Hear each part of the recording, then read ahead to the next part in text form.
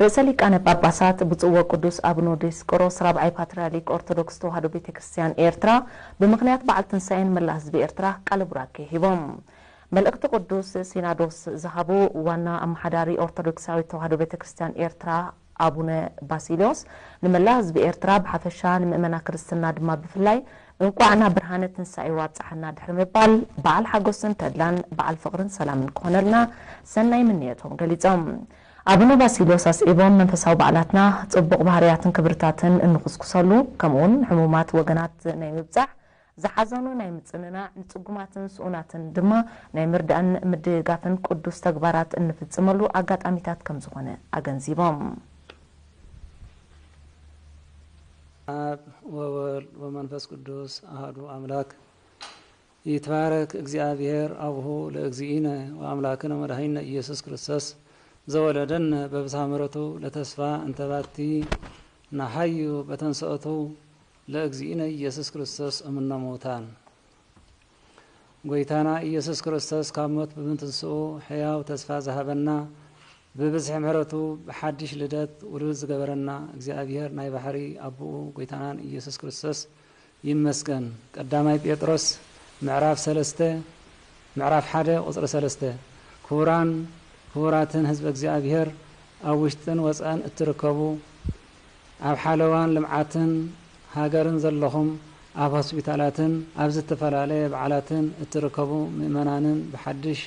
ኩልهم በሐፈሻ ኩልهم ስድራ እግዚአብሔር ጾምናን ሰዋዕናን በሰላም አፈጺሙ ናይ ዕለተ ትንሣኤ አብጽሕና እዩ እሞ ናይ ኤርትራ ኦርቶዶክስ ተዋሕዶ ቤተክርስቲያን እንቋዓ ናብ ብርሃነ ትንሣኤሁ በሰላም አብጽሐና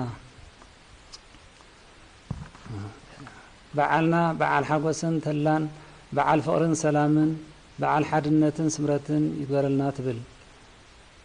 በዓልና በዓል ትንሣኤ ካብ መግዛእቲ ዲያብሎስ ወፃናሉ ባሕሪ እሳት ዝተሳገርናሉ ብናይ ዲያብሎስ በጃነት ነፍሲ ስዒርና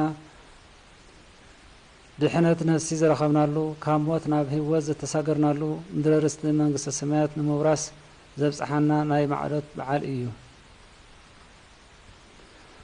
ጎይታናን መድኃኒናን ኢየሱስ ክርስቶስ ሙስና መቃብር ንኸጥፍ በአካለ ስጋ ናብ መቃብር ወረደ በአካለ ነፍስ ድማ ናብ ሲኦል ወሪዱ ድሕነት ዝሰበኸለን ነፍሳት